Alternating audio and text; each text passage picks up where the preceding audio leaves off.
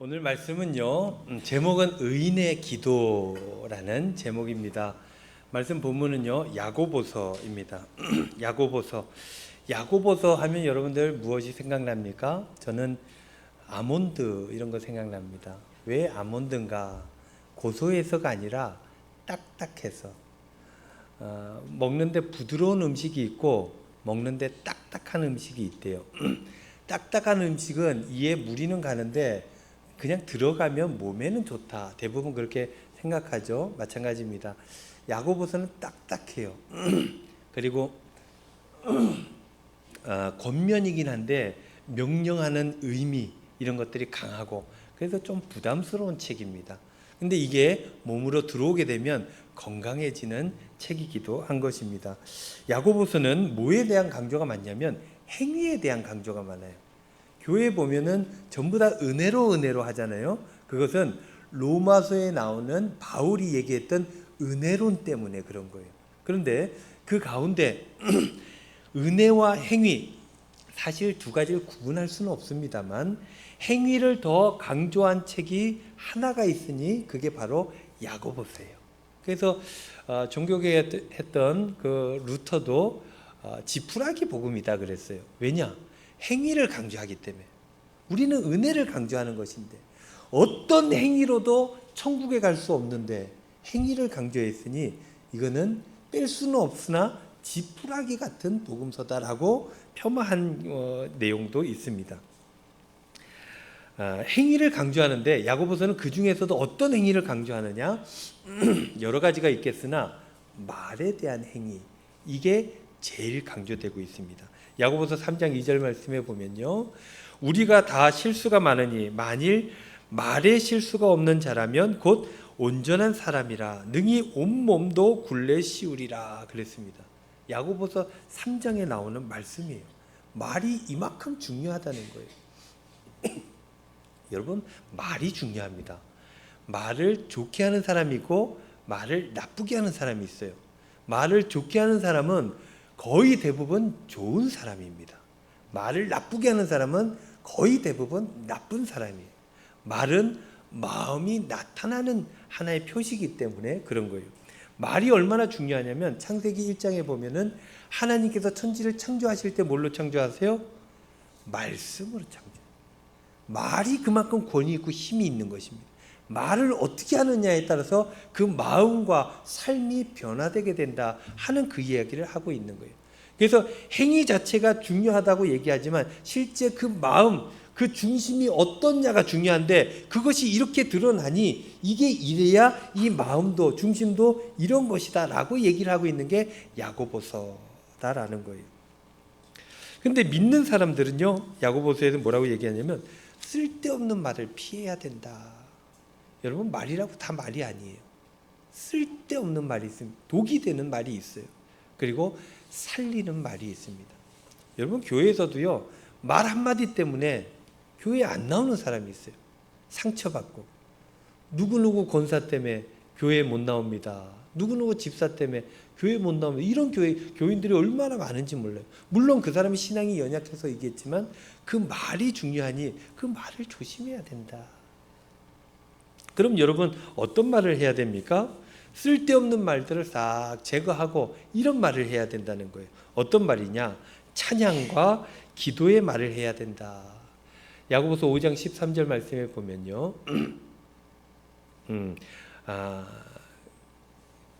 5장 13절은 제가 한번 읽어볼게요. 이거는 이제 오늘 말씀이기도 한데 너희 중에 고난 당하는 자가 있느냐? 그는 기도할 것이요. 즐거워하는 자가 있느냐? 그는 찬송할지니라 그랬습니다. 너희 중에 고난 당하는 자, 고난 당하는 힘들고 어려운 일 있잖아요. 이런 사람 뭘 해야 된다고요? 기도하는 말을 해야 돼. 기도를 해야 된다. 즐거워하는 자가 있으면 그것은 찬송하는 말로 입을 열어야 된다라는 거예요. 힘든 일이 있을 때는 기도하고 좋은 일이 있을 때는 하나님 찬송하라는 거예요. 원망하고 또는 자화자찬하고 이거 좋은 말이 아니다라는 거예요. 힘들면 거의 대부분의 사람들이 뭐라 그래요? 원망합니다. 누구 때문이다. 누구 잘못이다. 너 때문이다. 내가 결혼을 잘못했다. 네 만나서 이 고생이다. 원망하는 사람이 있어요. 힘드니까 이해하죠. 근데 힘들 때 원망하는 말이 도움이 되느냐? 자기한테도 독이 되고 상대방한테도 독이 돼요. 아무짝에 쓸데없는 말이 되어지는데 모든 사람들이 스트레스 받으니까 막 그걸 독을 쏟아내는 거예요. 그리고 좋은 일 있을 때는 어떻게 돼요? 자화자찬하지 말라는 거예요. 다 내 탓이다. 나 때문이다. 나에게 영광을 돌려라. 나한테 고마워해라. 내가 얼마큼 이거 하지 말라는 것입니다. 좋은 일 있을 때는 하나님 감사합니다. 하나님께 찬양하라는 거예요. 이 말의 실천에 대한 언급 중에서 야고보서는 마지막에 어떤 얘기에 집중하냐면 바로 이 기도에 대해서 집중을 합니다. 그래서 오늘 본문에 이런 내용들이 등장하는 거예요. 믿음의 기도, 또 서로를 위해 기도. 이러한 기도는 역사하는 능력이 크다. 기도를 통한 회복, 치유, 죄 용서 이런 용어들이 쫙 들어오는 거예요. 이런 걸 열거하면서 믿는 사람들은 기도해야 된다. 기도의 언어로 살아야 된다라고 권면하고 있는 거예요. 여러분들 기도하고 계십니까? 믿음으로 크게 대답해야 됩니다. 안 해도 아멘하고 오늘부터 하면 되지 않습니까? 여러분들 기도하고 있습니까? 네. 기도해야 돼요. 믿는 사람이 기도가 빠지면 믿는 사람이 아니다라는 거예요. 여러분들 삶에 기도가 있어야 돼요. 교회에서만 기도하는 게 아니라, 교회에서도 단상에 올라온 집사님만, 장로님만 기도하는 게 아니라 내가 내 언어로 하나님 앞에 나아가 기도하는 그런 삶을 살아가야 된다라는 거예요. 우리네 삶에 기도의 언어가 있어야 돼요. 근데 현대인들에게 이 기도의 언어가 사라져가고 있어요. 그냥 먹고 사는 일들, 경제적인 일들, 합리적인 일들, 효율적인 얘기들, 그 얘기만 하는 거예요. 그러니 대화가 사라지고 마음은 팍팍해진다. 그 삶에 하나님이 없기 때문에 기도의 언어가 사라지는 거예요. 주어진 본문 중에서 오늘은 의인의 기도에 대해서 말씀을 나누기를 원하는데요. 16절 말씀 보면 다 함께 읽습니다. 그러므로 시작. 그러므로 너희 죄를 서로 고백하며 병이 낫기를 위하여 서로 기도하라. 의인의 간구는 역사하는 힘이 큼이니라. 아멘. 죄를 고백하고 서로를 위해 기도하면 병이 낫게 된다라는 말씀이 있어요. 회복된다는 거예요. 병이 낫는다. 몸이 회복되는 것뿐만 아니라 삶이 회복되어지고 기도하며 하나님 앞에 나아가면 우리 생활이, 우리 태도가 회복되어진다는 거예요. 이 회복이라는 단어가 얼마나 중요한지 몰라요.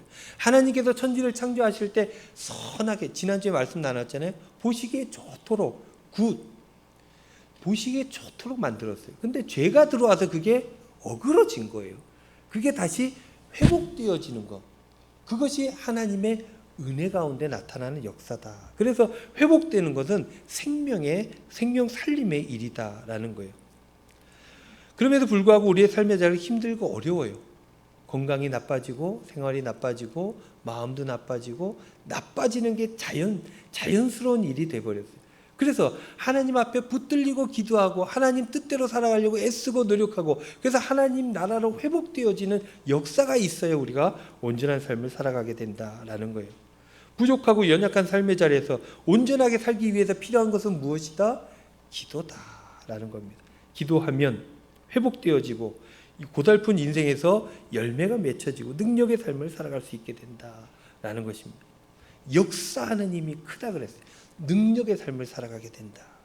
그런데요, 이 말씀을 보면 이러한 기도의 특정 부분들을 규정하고 있는데 특정 부분은 어떤 사람으로 규정되어집니다. 기도하면 역사가 나타나고 능력이 나타나고, 근데 이 기도는 누가 해야 되는 것입니까? 성경 말씀에 의인이 해야 된다라고 말씀하고 있어요. 의인이 기도하면 역사하는 힘이 크다 그랬어요. 역사하는 힘이 크다. 그렇다면 여기서 말하는 의인은 어떤 의미입니까? 성경에는 의인하면 죄 없는 사람이에요. 근데 죄 없는 사람은 이렇게 우리가 이해할 수 있게 되죠. 첫 번째, 죄 짓지 않는 사람. 죄를 안 지으니 죄가 없는 것 아닙니까? 의인이죠. 두 번째, 죄를 지었어요. 죄인이에요. 그런데 탕감을 받았어요. 용서함을 받았어요.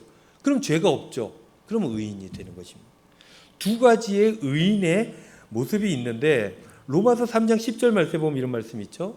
기록된 바 의인은 없나니 하나도 없다 그랬어요. 의인은 하나도 없어요. 이 세상에. 원래 의인은 이 땅에 없는 거예요. 그래서 의인의 기도라고 할 때 우리는 어떻게 이해해야 되느냐? 죄가 없는 사람이, 그러니까 태어날 때부터 의인이 기도해야 역사하는 힘이 크는 게 아니라 어떻게 이해해야 되냐면, 죄가 있으나 죄 용서를 받은 사람, 하나님의 은혜를 아는 사람, 그 은혜에 기대어 사는 사람, 그 사람이 기도하면 역사하는 힘이 크다라는 것입니다. 그러므로 너희 죄를 고백하고 그랬어요. 오늘 말씀에 보면 그 앞에 나오는 규정이 중요한데, 그러므로 너희 죄를 서로 고백하고. 그러니까 기도하기 전에 뭐 해야 돼요? 너희 죄를 서로 먼저 고백하라는 거예요. 하나님 앞에 죄를 고백하라는 거예요. 죄를 고백하고 기도해야 의인의 기도가 되는 것이고, 그런 의인의 기도가 되어야지만 역사하는 힘, 능력이 나타나게 된다라는 거예요. 죄가 있음을 알고 고백하고 겸손한 자세로 기도하라는 거예요. 내가 능력이 있어서가 아니라 하나님께서 나를 의인 만들어 주셨으니 그 은혜 감사하여 하나님 능력에 기대어 하나님 주님의 이름으로 기도해야 된다는 거예요. 그러면 역사가 나타난다. 원망의 기도는 역사가 나타나는 법이 없습니다. 나쁜 역사가 나타나겠죠. 뭐가 잘못되고 힘들어요. 네 탓이다. 어떤 역사가 여기서 나타나겠습니까? 근데 여러분들 왜 원망하겠습니까? 내 잘못이 없다는 거예요. 내 죄가 아니라는 겁니다. 죄 고백이 먼저 선행되지 않아요. 그러니 기도를 해봐야 아무런 역사가 없는 것입니다. 그러나 내 잘못이다. 내가 모자라서 그렇다. 내가 죄인입니다. 하나님, 그러니 내 힘으로 안 되니 도와주십시오. 하나님께 내어 맡기는 사람이, 죄 용서 받는 사람이 의인의 기도가 가능하고, 그래야 역사가 나타난다. 얼마 전에 상담하면서 한 집사님이 그랬어요. 목사님, 기도가 안 됩니다. 기도가 안 될 때가 있잖아요. 우리가 저도 그래요. 다 막힐 때가 있습니다. 기도하려고 나와 앉아 있는데 마음이 안 될 때가 있어요. 왜 그렇습니까? 그 집사님 왜 기도가 안 됩니까? 10중 8구 죄가 가로막고 있는 거예요. 하늘로 상달되어지는 기도가 안 되는 이유는 죄가 가로막고 있기 때문에. 그것을 먼저 해결해야 기도가 됩니다. 인정해야 돼요. 자기가 죄인임을 인정해야 돼요. 그리고 하나님 앞에 나아가서 도와달라고 부탁해야 돼요. 그래야 소통이 되고 기도가 되고 능력이 나타나게 된다라는 것입니다. 죄 고백이 먼저다. 그래서 여러분, 기도의 5가지 요소, 어릴 때 다 배우셨을 텐데요. 기도에는 요소가 5가지가 있어요. 여러분, 공기도, 여기 이제 예배 때 기도하는 우리 장로님, 집사님, 권사님들 기도할 때 잘 한번 살펴보세요. 거의 대부분이 이 5가지가 쫙 들어갑니다. 가장 중요한 게 2가지가 있어요. 첫 번째가 뭡니까? 대상. 하나님 아버지 불러야 돼요. 누구야 불러야 보잖아요. 하나님의 이름을 불러야 돼요. 내가 우상에게 얘기하는 게 아니라, 내 욕심에게 얘기하는 것이 아니라, 다른 어떤 것들을 얘기하는 것이 아니라 하나님께 얘기하는 것이라고 규정을 딱 짓고 시작하는 게 기도다. 첫 번째, 하나님 아버지, 대상을 명확하게 해야 된다. 그리고 2번째 중요한 게 뭐예요? 예수님의 이름으로 기도해야 돼요. 누구의 이름으로? 예수님의. 왜 예수님의 이름으로 기도합니까? 예수님이 내 죄를 대신해서 죽으셨어요. 그분이 아니면 하나님께 나아가지 못한다 그랬어요. 그래서 그분의 이름으로 기도하는 거예요. 요즘 미국 의회에서 한 번씩 할 때 기도해요. 목사님들 나와서 기도해요. 기도할 때 권고해요. 예수님의 이름이라는 단어를 빼달라. 그러니까는 그쪽 법하고 우리 법하고 달라요. 빼야 된다는 거예요. 근데 미친 척하고 예수님의 이름으로 Jesus Christ 이거 하는 사람이 있대요. 그러면 의회 의원들이 다 고마워한대요. 근데 법 때문에 그걸 못한다는 거예요. 예수님의 이름을 못 댄다는 거예요. 이게 있을 수 있는 일입니까? 근데 그런 일들이 벌어지고 있는 거예요. 가장 중요한 것은 하나님 아버지, 그 다음에 예수님의 이름으로 기도해야 된다. 근데 그 중간에 보면 이제 기도의 내용들이 나오는 것이죠. 그 기도의 내용의 첫 번째가 뭐예요? 감사합니다요. 감사합니다. 하나님의 은혜가 있기 때문에 내가 여기 살고 있으면 생명이 있습니다라고 고백하는 거예요. 감사합니다. 그렇게 감사한데 돌아보니 내가 어때요? 그 은혜들 가운데 살지 못하는 거예요. 그래서 그 다음 순서가 뭐냐면 죄송합니다. 하나님 미안합니다. 애쓰고 노력하나 육신이 연약하여 잘 안 됩니다. 그러나 하나님 내 연약한 거 하나님 아시잖아요. 도와주세요. 다시금 마음을 고쳐 잡으니까 하나님 죄를 용서해 주세요. 그 다음에가 뭡니까? 그 다음이 간구예요. 기도는 이 간구가 단 줄 알지만 간구는 5가지 중에 한 가지다. 그래야 간구, 하나님 이렇게 해 주십시오. 교회를 위해서 기도할 때 우리 찬양대 이렇게 해 주십시오. 우리 목사님 이렇게 해 주십시오. 우리 재직회 이렇게 해 주십시오. 우리 사역 잘 감당하게 해 주십시오. 우리의 생활도 지켜 주십시오. 연약한 자들 고쳐 주십시오. 하나님 서로 한 마음 되도록 주님께서 인도해 주십시오. 여러 가지 기도의 제목들이 막 그때서야 나와야 되는 것입니다.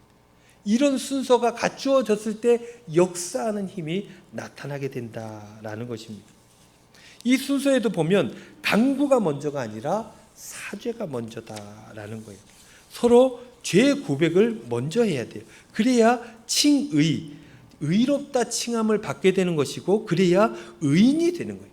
그래야 간구가 역사하는 힘이 나타나게 되기 때문에 이 순서가 너무너무 중요하다라는 거예요. 그래서 죄 고백을 해야 돼요. 여러분, 나의 연약함, 나의 모자람, 나의 죄성, 이걸 인정하지 않잖아요. 크리스찬이 아닙니다. 이걸 인정해야 그때부터 시작이에요. 주님의 은혜가 왜 나타납니까?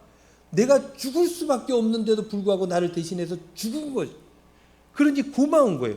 그때 크리스찬이 되는 것입니다. 그러니 죄 용서가 없으면 크리스찬도 역사도 생명 살림도 없다라는 것입니다. 그런데요, 여러분들 죄를 용서받아 의인이 되는 것 뿐이면 다 똑같을 거예요. 죄를 많이 지은 사람이야, 죄를 조금 지은 사람이야, 죄를 안 지은 사람이라 용서받는 게 다 일반 한 가지 같으면 똑같을 거예요. 실제로 똑같습니다만 야고보서 5장 말씀을 보면 좀 더 특정해서 얘기를 하고 있어요. 그게 뭐냐면 주체를 한 번 더 특정합니다. 첫 번째는 의인의 기도라 해야 돼요. 죄 용서 받은 사람. 두 번째는 뭐예요? 14절 말씀 한번 보여주십시오. 너희 중에 병든 자가 있느냐? 그는 누구에게? 교회 장로들을 청할 것이요. 장로들에게 부탁하는 거예요. 그들은 주의 이름으로 기름을 바르며 그를 위하여 기도할지니라. 그렇게 기도할 때 역사하는 힘이 크다는 것입니다. 특정된 기도의 주체가 누구예요? 교회 장로님들. 야고보서 5장 마지막 부분은 기도의 내용을 담고 있는데 장로라고 하는 특정 부류들을 지정해요. 그들의 기도를 믿음의 기도, 의인의 기도, 의인의 간구라고 연결지어가는 것을 우리는 말씀을 통해 보게 되는 거예요. 여기서 장로는 어떤 분이에요? 평신도들과 좀 다른 어떤 이미지를 주게 되죠. 그런 뉘앙스를 갖게 합니다. 근데 왜 성도들은 평신도가 아니라 장로를 청하여 기도하라고 하는 것일까? 그것은 장로가 다른 사람들에 비해 모범이 되는 사람이기 때문에 그런 것입니다. 바꾸어 얘기하면 그냥 우리들의 언어로 얘기하자면 우리들보다 더 의로운 사람이 장로다라고 여기는 거예요. 그러니 의인의 기도, 장로님들에게 부탁해야 된다라는 것입니다. 디도서 1장 5절 말씀에 보면 이런 말씀이 있어요. 5절 6절 말씀에 보면 내가 너를 글에 대해 남겨둔 이유는 남은 일을 정리하고 내가 명한 대로 각 성에 장로들을 세우게 하려 함이니. 그러니까 교회를 온전히 세우기 위해서 바울이 팁을 주는 거예요. 장로를 세워서 그 장로님들이 교회에 선한 영향력을 미치게 하고 지도력을 갖게 해라 라는 거예요. 6절 장로들 어떤 사람이에요? 책망할 것이 없고 한 아내의 남편이며 방탕하다는 비난을 받거나 불순종하는 일이 없는 믿는 자녀를 둔 자라야 할지니라 그랬어요. 그러니까 나쁜 짓 안 하고 믿음의 가정을 꾸린, 믿음의 자녀가 있는 그 사람들이 장로로 뽑혀질 수 있다라고 이야기하고 있는 거예요. 그때나 지금이나 장로하면 교회에서 남달리 의롭고 책망받을 것이 없는 그런 사람들을 선출하게끔 되어 있는 거예요. 그러나 여러분들, 주님의 입장에서 보면 뭐 장로라고 완벽하게 의로울 수는 없는 것입니다. 그래서 남달리 의롭다고 하는 것, 이렇게 이해할 수 있는 거예요. 남달리 회개를 잘하는 사람이 아니냐. 그냥 평신도들이 보면 의인의 기도는 강과 그 역사하는 힘이 큰데 그 의인은 장로랑 빗대어 놓고 있어요. 그럼 장로는 왜 의롭다고 우리가 생각하느냐? 우리랑 남다르냐? 사실 똑같다는 거예요. 그러면 왜 장로가 더 의롭다고 우리가 여겨지느냐? 그것을 이렇게 받아들일 수 있다는 것입니다. 더 회개를 잘하니까. 똑같아요. 사람이 다 똑같잖아요. 그런데 빨리 회개하는 사람이 있어요. 빨리 돌이키는 사람이 있어요. 어떤 사람은 잘못했어요. 자기가 알아요. 고집 피우는 사람이 있어요.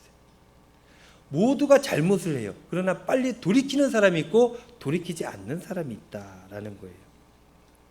여러분들 약속을 할 때 약속을 지키는 사람이어야 되겠죠. 그런데 약속을 어기는 사람이 있어요. 그럼 빨리 미안하다 그래야 돼요. 근데 미안하다고 얘기 안 하는 사람이 있어요. 그럼 관계가 끊어지는 것입니다. 하나님과의 관계가 있어야 의인인데 이 관계는 어떻게 유지됩니까? 죄가 없어야 유지가 돼요. 근데 죄를 안 짓습니까? 짓잖아요. 그럼 빨리 회개하는 사람이 관계를 유지하게 된다라는 거예요. 그래서 이런 도식이 나타나는 거예요. 의로운 것은 뭐냐면 회개를 잘하는 사람, 잘못을 인정하는 사람. 교회에서 잘못 인정 안 하는 사람이 싸우잖아요. 근데 다투지 않는 사람, 인정하고 다투지 않는 사람. 이런 사람은 어떤 사람이에요? 믿음이 있는 사람. 하나님께서 나를 온전하게 해주실 거라고 믿는 사람이 빨리 회개하는 거예요. 믿지 못하면 회개하지 않죠. 신뢰, 이런 것과 이 의로운 것이 다 연결되어져 있다. 그래서 의는 믿음으로 나는 거예요. 내가 잘해서 그런 게 아니라. 하나님과의 관계가 이런 겁니다. 회개를 잘해야 관계가 유지되는 거예요. 여러분들 구약에 보면 다윗 얘기 많이 나오잖아요. 다윗이 왜 다윗 됐습니까? 죄가 하나도 없어서 그런 유명한 왕이 됐습니까? 아니에요. 못된 짓을 했어요. 그게 성경에 다 나와 있어요. 근데 그것을 알게 되자 어떻게 합니까? 곧바로 인정하고 눈물 콧물 흘리면서 하나님 앞에 사죄해요. 그리고 그 아들, 솔로몬의 형이겠죠. 그 아들을 살려달라고 기도해요. 살려달라고. 그렇게 빨리 돌이키는 이들이 하는 기도가 능력의 기도가 된다라는 거예요. 여러분들 이 도식을 알아야 됩니다. 기도가 중요한데요. 기도는 연약함을 알고 인정하는 사람이 온전한 기도를 할 수 있게 되고 그런 사람이 하는 기도가 역사하는 힘이 크다라는 거예요. 남 탓하면 안 된다. 내가 뭔 잘못이 있는데 왜 이 고난을 내가 당해야 됩니까? 내가 뭐 얼마나 잘못했다고, 내가 그동안 얼마나 열심히 했는데. 절대로 역사가 안 일어납니다. 그러나 힘들고 어려울 때 억울한 일이 왜 없겠습니까? 살아가면 다 있죠. 그럼에도 불구하고 감당하는 거예요. 내가 죄가 많아서 하나님 용서해 주십시오. 그리고 우리 말로 제로 베이스라 그러잖아요. 여기까지 쭉 내려가야 돼요. 그 다음부터 역사가 나타나는 것입니다. 하나님 도와주십시오. 그러면 하나님의 역사하심 그 삶의 자리에 그때부터 나타나게 됩니다. 그래서 기도의 능력이 나타나고 체험되어지고 그래서 승리하고 복된 삶을 살아가게 된다라는 것입니다. 중요한 것은 죄 고백이다. 사랑하는 성도 여러분, 한 주간 살아가시면서 겸손하시기를 바랍니다. 겸손해야 돼요. 그래야 하나님의 긍휼하심이 나타나요. 은혜가 나타나는 것입니다. 겸손하여 하나님의 은혜를 덧입고 기도하여 역사를 이루는 저와 여러분들 다 되시기를 우리 주님의 이름으로 축원드립니다.